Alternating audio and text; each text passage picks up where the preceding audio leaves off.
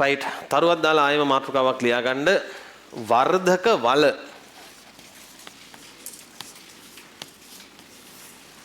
වර්ධක වල.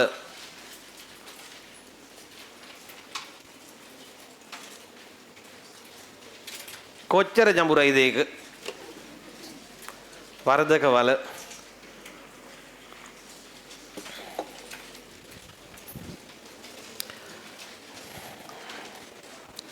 හරි මේ පැත්ත බලන්න.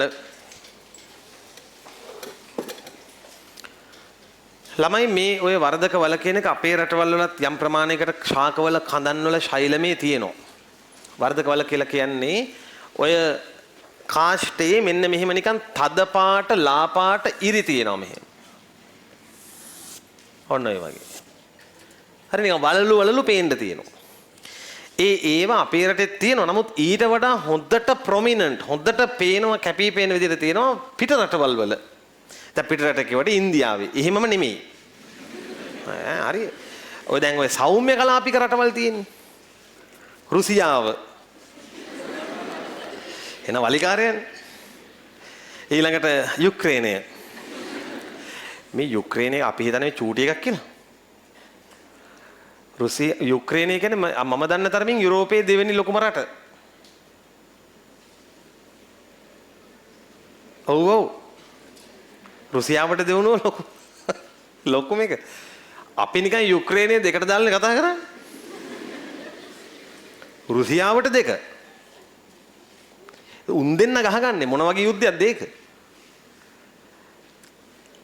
ඒ උන් දෙන්න ගහගන්න අතරේ අපේ උන් ගිහලා සල්ලි ඉල්ලනවනේ.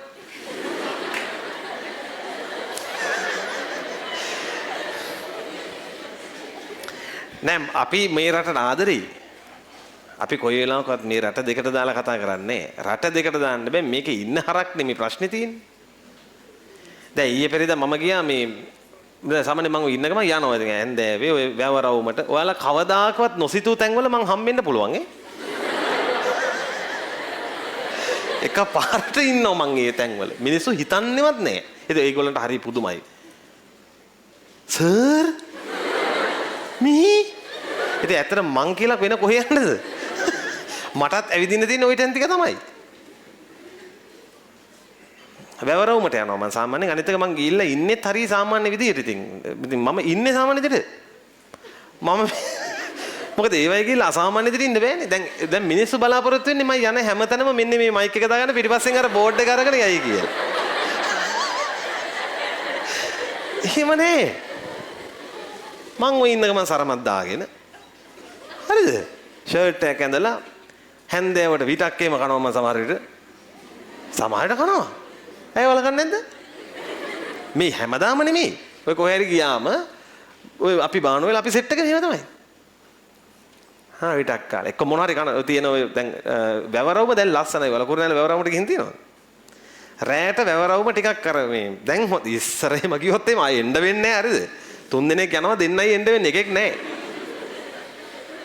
ඒ කුඩුකාරයෝ ඒ කාලේ දැනුත් ඇති උන් හැංගිලා ඇති. දැන් අපි දැන් ඉන්නේ හොඳ මිනිස්සු ටිකක්.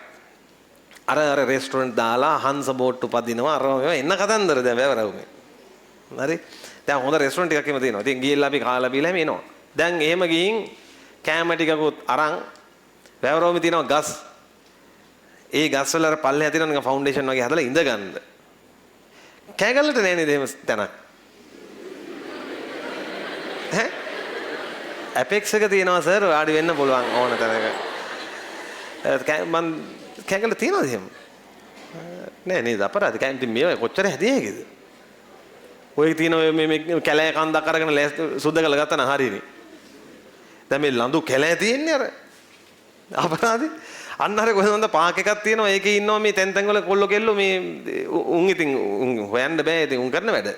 මේ ඒ පාක් එකේ ඉන්නේ. මම දකිනවා හැමදාම අර වාහන එනකොට මුවා වෙනවා. අම්මලා තාත්තලා ළමයි පොඩි උන් පාරේ යන්න එපා.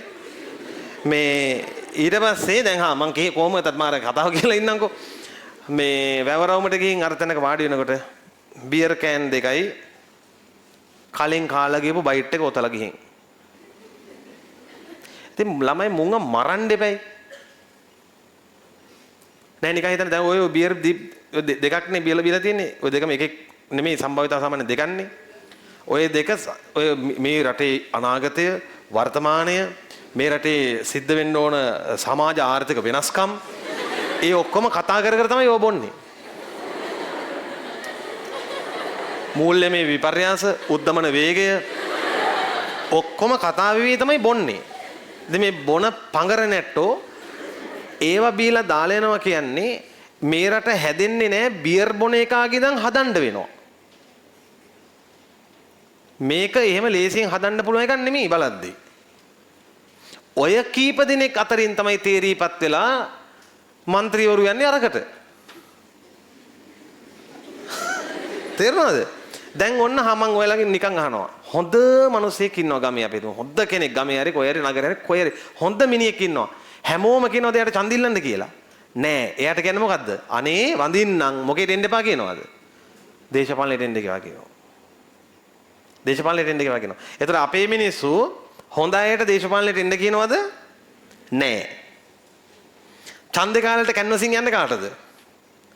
අර පරණ බස් ටික තමයි. ඒ පරණ බස් ටික බෝඩ් විනාශ කරගෙන ආයෙ දුවනවා. ඊට පස්සේ ආයෙ බෝඩ් ගලවනවා පාර්ලිමේන්තු විසිරනවා කියනවා. බස් ටික පාක් වෙනවා. ආයෙ බස් ටිකට කඩේ ගිහින් ආයෙ අර පරණ බස් ටික රඹුකන දූපේ කාරණායක දුවනවා. තේරුණාද? ඒ හින්දා මේ රට වෙනස් කරන්න නම් මේ හරක් මේ සාමාන්‍ය ගම් හරක් නගර හරක් මේ අපි අතර ඉන්න හරක්ගෙන් මුලින් පටන් ගන්න ඕන. නැත්තම් හම්බෙන්නේ නැහැ. ඔය දරුවෝ මතක තියාගන්න ටොපි කොලයක් හරි බිම දාලා යනවනම් ඔයාලත් ඒගොල්ලටමනේ වැටෙන්නේ. ඒ නිසා අපි වෙනස් වෙන්න ඕන ළමයි. පාරක තොටක යද්දිවත් දාන්න එපා එහෙම. හෑන්ඩ් බිලක් අතට දුන්නාම හෑන්ඩ් බිල ඔයාලා හරි හැදෙන්න.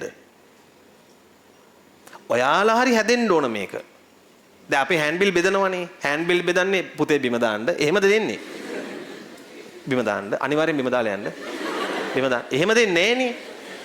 දෙන හෑන්ඩ් බිල නිකන්නේ දෙන්නේ. දෙමළ පත්‍රය හරි කමන්නේ නිකන් දෙනවා නම් ගණ්ඩ. නොගෙන ඉන්නව නම් නොගෙන. ඒක මෙන්න එකක්. දැන් හෑන්ඩ් බිල දාගෙන එපා කියන සමහර ළමයි. කමන්නේ. ඒක ඔයාලගේ අයිතිය. බලෙන් හෑන්ඩ් බිල් ගහන්න එනවා නම් පොලිසියට කියන්න ඕන. හෑන්ඩ් බිල් ගන්නවද වෙඩි කනවද? එහෙම අහන්නේ නෑනේ. හෑන්ඩ් බිල ගත්තා බිම දානවා නම් අනේ ඉතින් අපිත් ඒ කුලකෙම තමයි බියර් කෑන් එකක් අතට ආපු දවසට ඒකටත් කරන්නේ ওই ටික තමයි. යකෝ හෑන්ඩ් බිල කියන්නේ කොලයක්. ඒක අරගෙන නොගිය එක බියර් කෑන් එක අරගෙන ගෙදර යයිද? ඒ ටිකම තමයි. ඒ නිසා ළමයි එතන ඉඳන් හැදෙන්න වෙනවා. බස් එකක සීට් එකක් ඉරිලා නම් ඒක තව ටික ඉරන්න එපා. ඒක නොඉරෙන විදිහට තියාගන්න. ඒකයි ක්‍රමේ. දැන් මේක එහෙම නෑ. ස්පොන්ජ් එකක් චුට්ටක් හරි එළියට ආවොත් එතන ඉඳන් ඇද ගන්නවා ඉතිරි ටික. ඇතුළේම එකක් ගන්නවා. රෝල් කරලා අතාරිනවා. වෙන වැඩි දෙයක් කරන්නෙත් නෑනේ. කරන්න එපා. ඔයාලා මේ කුලකෙට පයින්න එපා. අපරාධේ. දැන් ඔන්න අපි යන්නේ මොන කලාපයේ රටවල් වලටද? මේ සාමාන්‍ය මේ නිවර්තන කලාපියද සෞම්‍ය කලාපියද මං කිව්වේ? ඒගොල්ලන්ට තියෙනවා ඍතු ළමයි. ඍතු ભેදයක් තියෙනවා.